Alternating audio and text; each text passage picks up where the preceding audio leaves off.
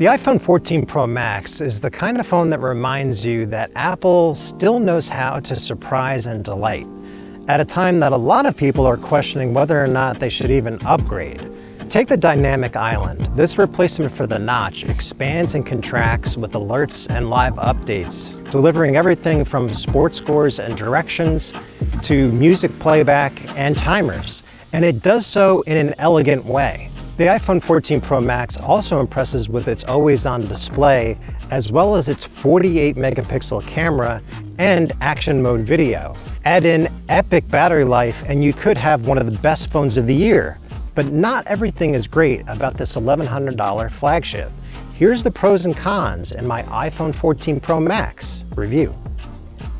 When using the iPhone 14 Pro Max for my review, I noticed two things. One is that the notch has been replaced by a pill-shaped cutout, more on dynamic island later, and the second is that the camera bump is even bigger. All three lenses on the back of the iPhone 14 Pro Max are larger, as is the flash, so this area takes up a lot of room. This is a slightly heavier and thicker phone than its predecessor too. The iPhone 14 Pro Max measures 0.31 inches thick and weighs 8.47 ounces, compared to 8.46 ounces and 0.3 inches thick for the iPhone 13 Pro Max. There are 4 color options: deep purple, silver, gold, and space black. I'm partial to the deep purple as it pops the most, and that's the one I tested out for this review. I continue to appreciate the matte glass back and the color-matched polished steel sides. The overall look is elegant, if a bit too familiar with the same IP68 water resistance. So what's missing? That will be the SIM card tray. Apple has removed this feature for US models, replacing it with eSIM. The good news is that we found it quite easy to add a line to the iPhone 14 Pro Max, and you can have 2 active numbers at once, say one personal and one for business. The bad news is that some carriers don't yet support eSIM, so you'll need to check if your provider is compatible before you travel overseas. Now, this is innovative. The iPhone 14 Pro Max doesn't just move the notch down, it reimagines the entire area. Think of it as a mini dashboard for the notifications and alerts that you need without having to jump into dedicated apps. If you open up Apple Music or Spotify, for example, and then swipe back up to the home screen, you'll see the album art displayed on the left and a mini waveform on the right. And if you press and hold, a larger window will pop up showing the track progress and playback controls. Or you can press once just to launch the app. There's lots of other apps that take advantage of Dynamic Island. You can see the status of your timer, the next direction in Maps, incoming and outgoing call status, and more.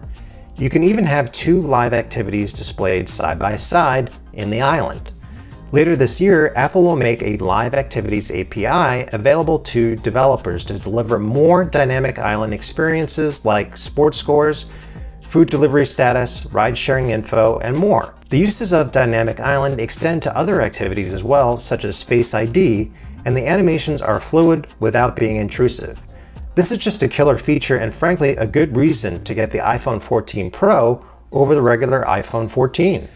Apple is definitely playing catch up to Android when it comes to the always-on display for the iPhone 14 Pro Max, but it actually offers a more robust experience if you're willing to put in some extra work.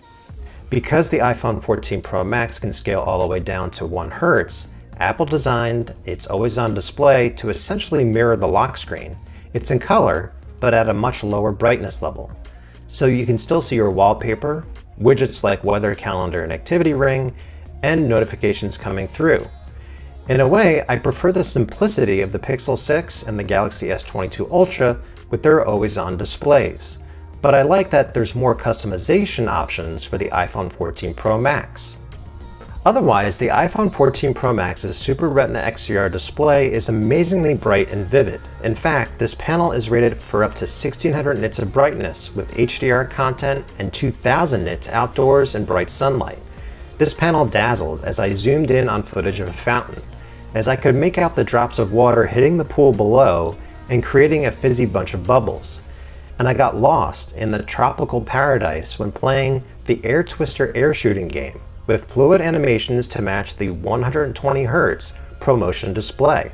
This screen can even make the over-the-top Cobra Kai look good. On our lab test, the iPhone 14 Pro Max reached up to 1565 nits with HDR content, so very close to Apple's claim. By comparison, the iPhone 13 Pro Max hit 1040 nits, and the Galaxy S22 Ultra reached 1359 nits. Samsung's panel is a bit more colorful though. Apple is shaking things up with the iPhone 14 Pro Max's camera system, delivering a 48 megapixel main camera for the first time. And you actually have your choice. You can either use quad pixels, which arranges all of the pictures in 12 megapixel photos for the brightest images possible, or you can go for the Pro RAW format, which gives you a true 48 megapixel image, which is great for cropping in. You have to activate this feature in the Settings app, but once enabled, you can toggle between RAW and normal pics with ease. When I shot a 48 megapixel image of a fire pit area, I could zoom in much more. You can make out more detail in the bricks and the lights atop the circular wall.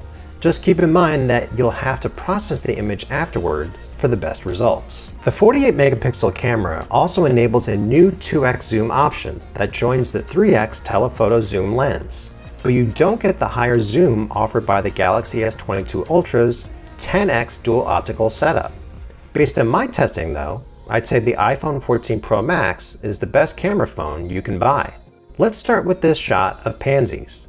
The purple and yellow pops more through the Samsung, but there's more details in the petals on the iPhone 14 Pro Max.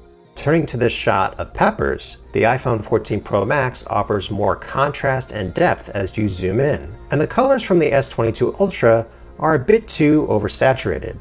I'd give the edge to Apple. With this image of Halloween decorations, the iPhone 14 Pro Max wins in my eyes because the oranges, whites, and sunflowers are more vibrant. And there's a bit of a haze over the S22 Ultra's photo. However, Samsung's phone does a better job illuminating objects in the shadows. In this portrait of me taken at the Manasquan Reservoir, the iPhone 14 Pro Max captures exceptional detail in my shirt, shorts, and face while blurring out the background. The Google Pixel 6 offers a more realistic blue in my shirt though, and takes some of the shine away from my face. The iPhone 14 Pro Max wins this night mode comparison hands down. The stone wall surrounding the fire pit is much sharper on the iPhone, and the green cushions and surrounding lights are just brighter. If you want to use a flash, the new 9 LED flash delivers better results. As you'll see in this photo of Star Wars figurines, the iPhone 14 Pro Max does a better job showing the striations in Darth Vader's outfit, and it's a truer black. One area where the Galaxy S22 Ultra still wins is zoom. At 15x, you can make out more detail in this gross silver and orange slug, and the bark in the tree is sharper too. Last but not least, both the iPhone 14 Pro Max and Galaxy S22 Ultra capture a pleasing selfie. I give the nod to the iPhone with its better detail in my hair, face, and shirt. Samsung's pick is a bit hazy. When it comes to video capture, there's two main upgrades on the iPhone 14 Pro Max that you need to know about. One is action mode, and the other is bumped up 4K resolution in cinematic mode. With action mode, all you need to do is toggle a button when you're recording to smooth out the action, and it works very well. To test out action mode, I first recorded a clip running up a small incline on a trail. With action mode off, the camera shook so much it was dizzying, but with the effect on, my ascent looked silky smooth, almost like I was using a gimbal. Just note that the resolution is capped at 2.8K as Apple crops in on the footage to make the effect work. When I compared the iPhone 14 Pro Max action mode versus the Galaxy S22 Ultra Super Steady mode, I found that both phones offered smooth footage when running down a hill to a bridge. The clip did look steadier on the iPhone than the Samsung. The jump to 4K for cinematic mode is another nice upgrade. This footage of me walking down a nature path looks nearly movie studio quality. The overall video quality from the iPhone 14 Pro Max is stellar, as evidenced by footage I captured of a fountain. The rushing water and green moss look professional grade, despite a bit of lens flare. And Apple has made stepping between zoom levels smoother than before. The iPhone 14 Pro Max's A16 Bionic is Apple's first chip built using the 4nm process, and it's once again the fastest processor in a phone. The CPU is rated to be only 10% faster, but it offers 50% more memory bandwidth, which aids gameplay. In my testing, I found the iPhone 14 Pro Max wonderfully responsive, whether I was bouncing between lots of apps or playing games like Asphalt 9 Legends. Racing on the Himalayas track, I experienced fluid action even with several other cars jostling for first place. On Geekbench 5, which measures overall performance, the iPhone 14 Pro Max hit 1,882 in single-core and 5,333 in multi-core. That's notably better than the iPhone 13 Pro Max, and it blows away the Galaxy Z Fold 4 and its Snapdragon 8 Plus Gen 1 chip. The S22 Ultra was even further behind. Turning to graphics, the iPhone 14 Pro Max notched 12,363 or 74 frames per second on the 3D Mark Wildlife Unlimited benchmark. The Galaxy S22 Ultra hit 56 frames per second, and last year's iPhone 13 Pro Max hit 68 frames per second. So it's definitely a tick up in graphics performance here. Later this fall, Apple will introduce two new safety features for the iPhone 14 Pro Max. One is emergency SOS via satellite, and the other is crash detection. Emergency SOS combines new antennas and software to connect to satellites when you can't get a cellular or Wi-Fi signal. You'll then get help sent from emergency services directly to your location.